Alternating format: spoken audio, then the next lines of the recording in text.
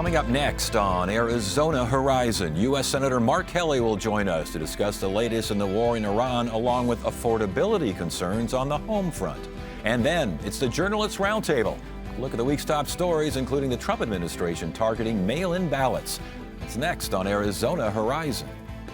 Arizona Horizon is made possible by contributions from the Friends of Arizona PBS, members of your public television station. Good evening and welcome to Arizona Horizon. I'm Ted Simons. A U.S. fighter jet was shot down over Iran today. One crew member was rescued, another remains missing. And an A-10 involved in the search was later hit by Iranian fire. That pilot ejected safely before the plane crashed in Kuwait. Closer to home, the war in Iran is making for higher gas prices in the U.S., which is not helping an economy that continues to be hit by persistent inflation. To discuss these concerns, we welcome Arizona U.S. Senator Mark Kelly. Senator, good to see you. Thanks for joining us. We appreciate your time. Great to be on, Ted. Thank you. You bet. Let's start with what's happening over in Iran. F-15 shot down. The A-10 Warthog searching was hit and had to crash land. Your thoughts on what's going on over there, especially after the defense secretary just got finished saying a day or two ago that we had decimated all of Iran's ability to take down aircraft. Yeah, he's been saying that for over a month now. He said it to me in a skiff not too long ago that we obliterated the Iranian Navy. That was not the case. Same thing with the Air Force. They still have a considerable surface-to-air missile threat capability, and AAA, which is machine gun fire from the ground, essentially. I've been nearly shot down over Iraq. It's hard to eradicate a country's ability to do this. And despite being into this, a month now and 13,000 targets hit, including a lot of those kind of capabilities, they still do exist. And there's a lot of threat to American pilots. I don't want to see this thing escalate. We've yet to see, how is this going to help the American people? How does this improve their lives? I mean, President drags us into another endless conflict in the Middle East. It's not helping people pay for things that they can't no longer afford. Yeah, and I want to get to that in a second here, because I know you have a couple of pieces of legislation addressing affordability. But back real quickly to Iran and the defense secretary, he gets basically asks for a quick retirement there of the Army Chief of Staff. Two other generals let go. This is during a time of war, Senator? Yeah, I'd say it's probably unprecedented, to fire the Army Chief of Staff when they're at times talking about a ground invasion of Iran. That doesn't make complete sense. And General Randy George is one of the most competent and best leaders our country has. And Pete Hegseth has again demonstrated his ability to just get rid of good people because either they were put in there by the prior administration or because of the color of their skin or their gender, or maybe they looked at him the wrong way. We've got a Secretary of Defense that, in my opinion, doesn't know what he's doing. And he not only is not making the American people safer, but I think he puts U.S. service members at greater risk. And interesting, because the president said, the quote was, "We'll bomb Iran back to the Stone Age." He also is promising a quick exit. Do we have an idea of what we want to do over there? The other night in his speech, he again failed to articulate to the American people what we're doing, why we're doing this, what is the strategic goal, what is the plan, what is the timeline, what is the exit strategy. He's failed again at that. And the same thing with the Secretary of Defense. And by the way, Pete Hegseth just speaks in a way that is unprecedented in the history of defense secretaries, talking about maximum lethality and killing people and no mercy and no quarter. By the way, no quarter. I think people know what that means. That means killing people instead of taking them prisoner. It's against the law, essentially. So, we find ourselves in this conflict here again on the other side of the world with no end game plan by this administration. We're spending $1 to $2 billion a day on this. We're putting American service members at risk, and it's not helping the American people in any way I can figure out. Now the president's talking about taking the Iranian oil. He says he needs our allies, and then suddenly he doesn't. He says this is about nuclear weapons, and then he doesn't talk about that for days, and talks about regime change. It's about regime change, and then 5 minutes later, it's not about regime change. So I think this president got into this because he saw that he was able to extract Maduro out of Venezuela rather easily. It's an entirely different kind of operation. I mean, this president doesn't seem to understand the capabilities of the United States military, what the military should be used for, and how and why it is in the best interest always to try to protect the American people and make their lives better. Senator, last point on this. The president says the Strait of Hormuz is now not our responsibility to keep that open, which prompts the president of France basically saying that our president, our commander-in-chief, is not a serious person. What do you want to see happen? What would you see as a major accomplishment right now, all things considered, with the war in Iran? Well, I mean, this president's been a disaster for this. I mean, he tore up the nuclear deal in 2017.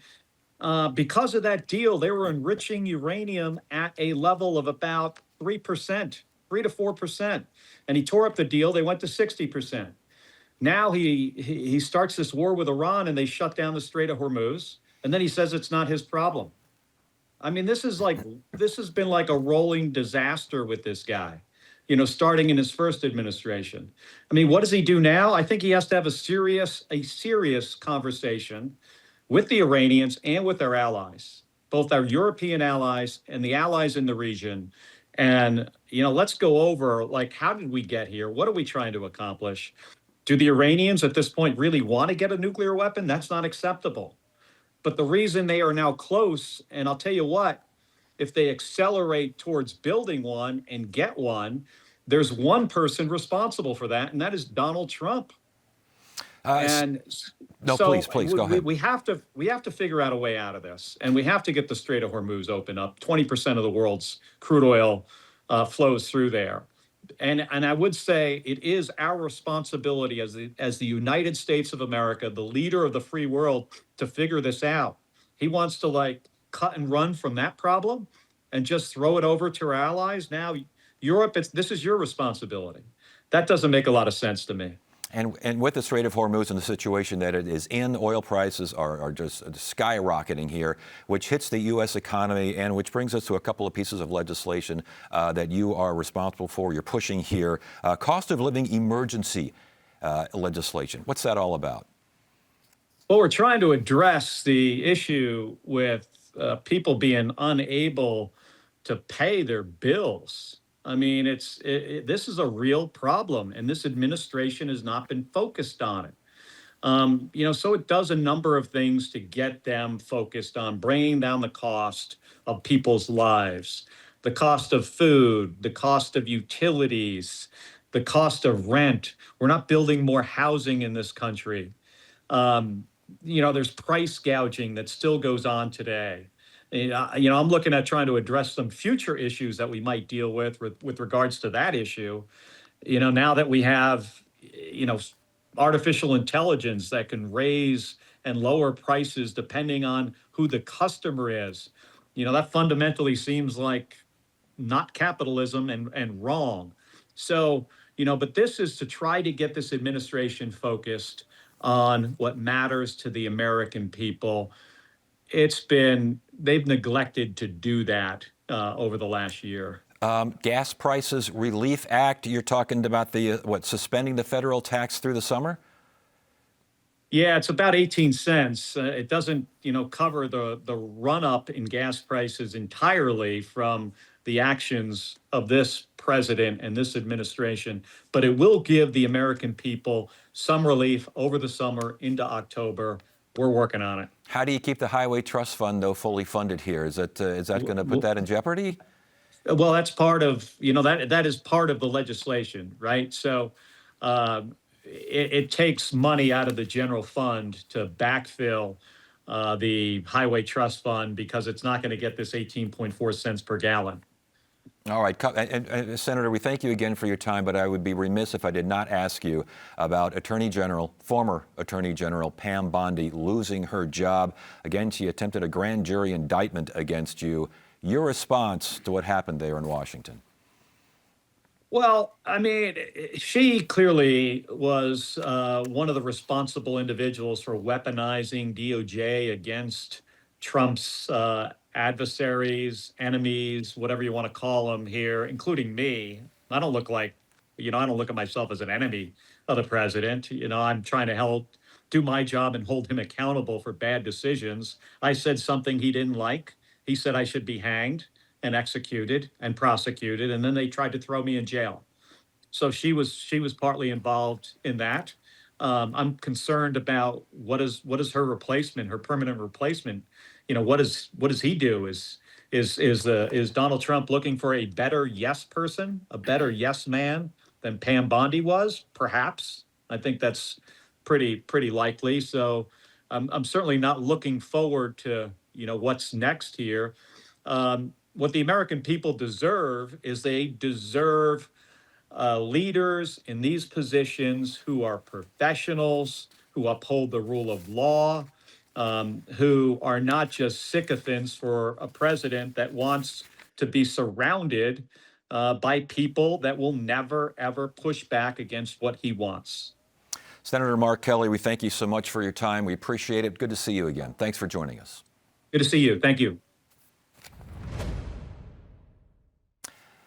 It's time now for an abbreviated version of the Journalists Roundtable. And joining us tonight, Jessica Boehm from Axios Phoenix, Dennis Welch from CBS 5 and 3 TV, and Howie Fisher of Capital Media Services. Panel, good to have you all here. Thank you so much for joining Thanks us. for having us. Let's get it going here because we haven't done much time as usual. Howie, we'll start with you. The president targets mail-in ballots, and the state says, what? The state says, no way, Jose, if you want to call it that. He believes that the Constitution says that the Congress can, in fact, regulate federal elections, which is true. Congress has, in fact, not, which is why what Chris Mays is saying, what Adrian Fontes is saying, what the AGs of 23 other states are saying is you can't do that. We continue to run the states. We've had no excuse mail-in balloting since 1991 here. It works well. 80-some% of Arizonans use it. So what he's trying to do is sort of a backdoor way. He's saying, I'm not telling you how to do it. I'm going to tell the post office, you get a list of registered voters, and you only send the ballots to those voters, and you only send back the ballots that have the envelopes with your special stickers on them. And the Secretary of State, I think, almost immediately said he wants to pick his own voters. Yeah, and this is something that's been on the president's forefront of his mind for a while now. He has been talking about the midterm elections. He's first it started with the redistricting, trying to get Texas to give him 5 more states. He's talking about the SAVE Act. He really wants that. He's threatening to not sign any more legislation for that unless that gets signed. That's all about the midterms. This is about the midterms. And coming over here, I was just kind of thinking about just the timing of the whole thing, because as we all know, elections aren't simple things. I mean, our election officials spend entire odd-numbered years getting ready for the even-numbered years in these big elections. And the timing of this right now, look, we're 82 days away from early ballots being sent out in the primary election. Now, I know the president doesn't care about the primary, but, that means the general election isn't that far off. Like, if you had this kind of big changes coming right now, what kind of timeline and types of pressures and how this would affect the election would be huge. Yeah, logistically, I think we all know that this would be a major challenge. First of all, you're asking postal workers who are not election workers to suddenly be in the elections business. The other thing is that, like, as you noted, it was immediately challenged in court. It will be held up in court.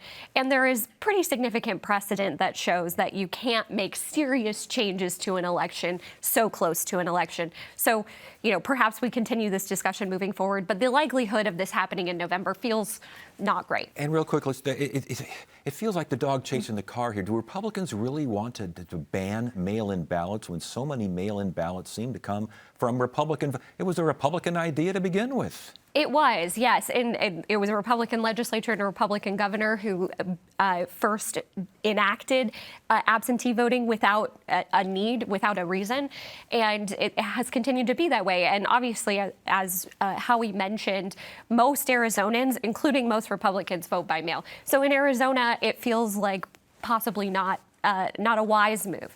But what happened in the interim is that Democrats figured out how to use it, same as they figured out how to use the campaign finance laws. And all of a sudden, well, we got to change the campaign finance laws. We've got to change the mail-in balloting laws because Democrats have been as good on the streets as Republicans have been. Oh, we can't have that. Yeah, Howie, sticking with you, we got to keep it moving here. We got a surprise ICE facility that was supposed to be like 1,500 beds, processing site, lots of protests, lots of concern, and now we're hearing it's not nearly as big a deal. Well, they're saying we need a couple of hundred beds, just sort of interim. They won't be staying there. They'll be using that as sort of a transfer facility to send them somewhere else. Of course, you've got to decide, do you, in fact, believe ICE? I think there are a lot of people in Arizona who don't. And then the question is, what control does the local government have?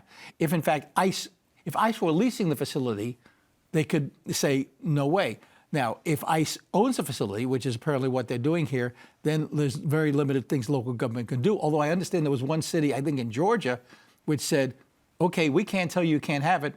You're not getting our water. Yeah, interesting. Well, you may not get the water out there anyway. The infrastructure can't hold up for all those people. But the mayor seems to think that there will be no operations in churches, in schools, in hospitals, because DHS says there will be no operations. It comes back to that point of do you trust them to be honest brokers of the information? Because remember, when this whole thing started, we weren't getting any information. I think some people are pleased that you're starting to get some more information. Turns out the plans aren't as big as we first thought, as you mentioned. We thought they were going to be housing more inmates there than initially.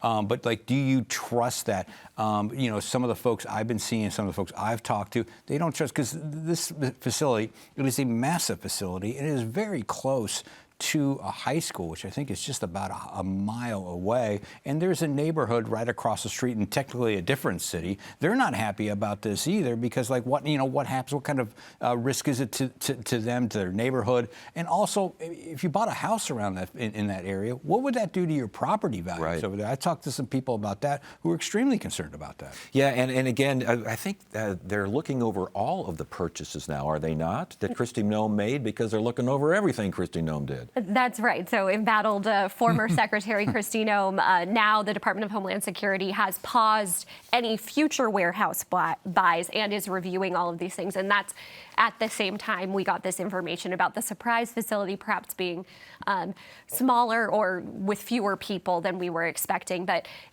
this all comes back to the same conversation, which is that, that's the decision today. What will the decision be tomorrow? Yeah.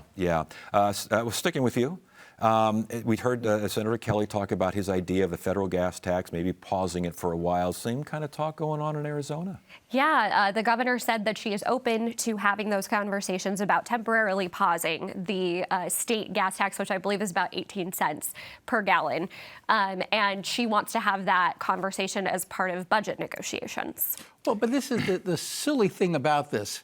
I mean, we know the gas tax, we're talking about mail-in voting, has not been raised since 1991. That 18 cents is worth 5 cents. We have cars that are more efficient, which means lower gas taxes on a per mile basis. We have electric cars who are not paying pretty much anything to maintain the roads. And so this is the quick and dirty solution. She wasn't the first one. Several lawmakers have proposed it. Julie Willoughby has proposed some stuff in terms of fuel mixtures and gas tax and things like that. And all of a sudden, hey, it's election year. I know. I'll say I'm interested perhaps in the gas tax. Forgetting, again, the same question you asked the senator, which is our highway user revenue fund is like $500 million a year. You take out that gas tax for 3 months a year, you can't build the roads. Yeah, there's definitely a cost anytime you want to start doing that, and that is the big cost there, because the people may not be happy about what they're paying for gas now. May appreciate a little bit of relief, but they're not going to appreciate potholes in the highways and things like that. They're going to complain about that. In addition, you got the 18 cents on the state gas tax. The federal gas tax is about the same amount there. So you're talking about, what, 36 cents a gallon? I mean, when you compare that to how much gas has risen just in the past month, I think people will be happy happy for a little bit of relief, but you're still going to be paying a lot of money for gasoline. Yeah, right now. but I mean, with those prices going up the way they are, a lot of people are starting to nose around with electric vehicles again. And you nose around with electric vehicles, and then all of a sudden the funding goes away. Exactly. And as we're all talking about, and as a transportation infrastructure nerd, I think it is important to note that this is like the only way that we fund our freeway system, our highway system. And I think it's also important to note that there have been attempts to have larger conversations about whether the gas tax is maybe not the right way to fund our roads anymore.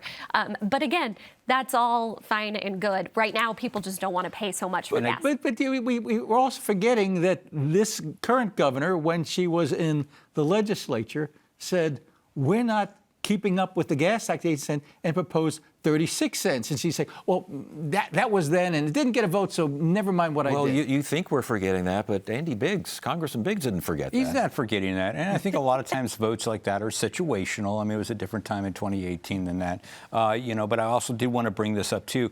We did speak with Senator Ruben Gallego. He was not the only, these guys aren't the only ones proposing solutions to the gas problem, because it is a big, important story. It is the one everybody is talking about, that in the war. And what he wants is the IRS to up the mileage reimbursement rate.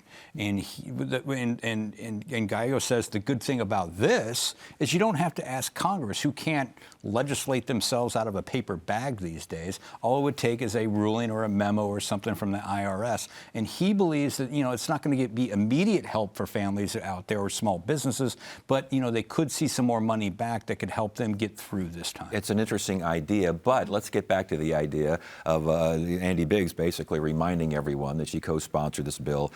She said that she co-sponsored it, didn't have a hearing, it never made it. It's not a big deal. Never mind what's going on over there. Right. Our vote is, could this become an issue, an election issue?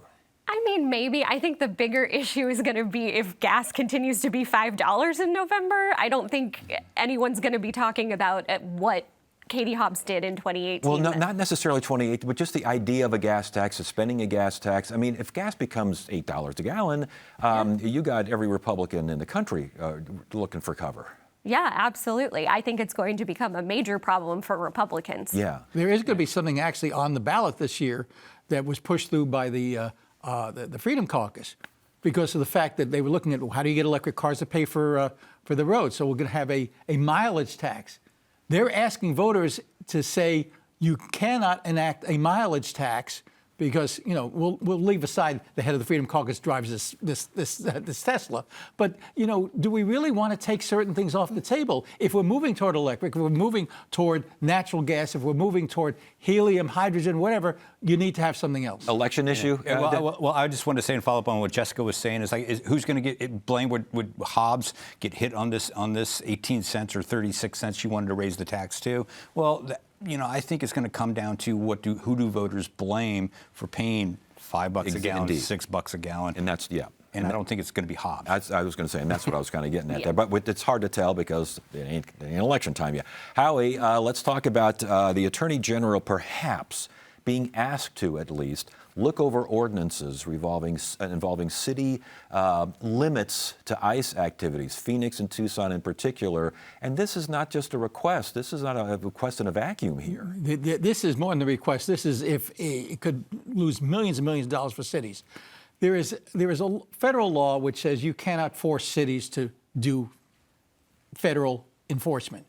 But there is a state law that says you will cooperate with enforcement activities. So what happened is Phoenix and Tucson and some other cities are looking at this, are saying you cannot use our property for civil enforcement, for your marshaling areas, for where you're setting up, and it will be a crime for you to do that without our permission.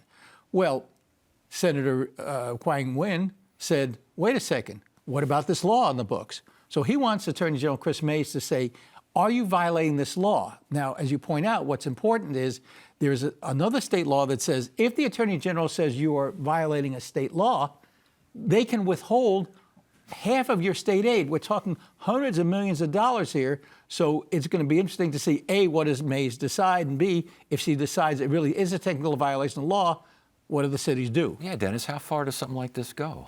It's you got to take this very serious if you're one of the cities out there that's at risk of losing funding, because the legislature out there would not like nothing more than to punish a city like Phoenix if they were, in their opinion, ignoring a law right now. We're in the middle of a budget of a contentious session right now. Budget negotiations are on and off these days.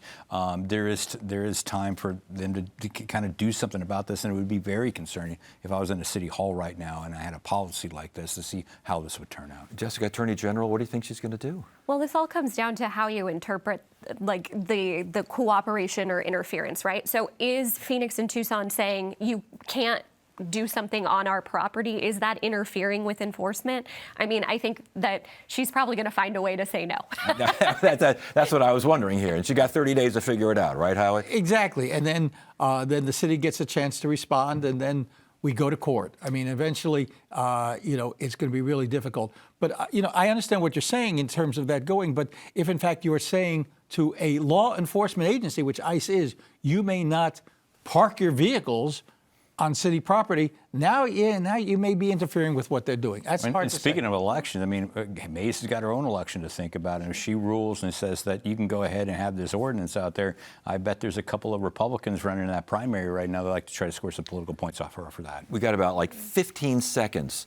You said this was the dumbest thing you've seen in a governor's race so far. Make it fast, pal.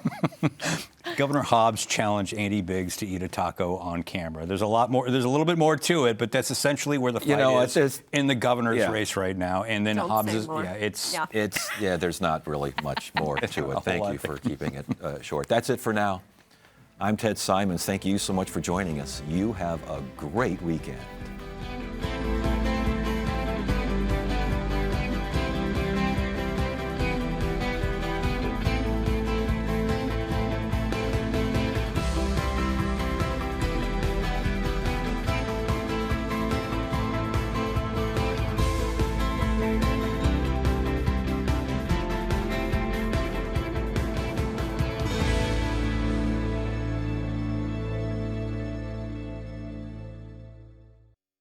When you want to be more adventurous, Arizona PBS delivers the wonders of the world, thanks to financial support from you and... Welcome to Friendship Village. Let me show you around.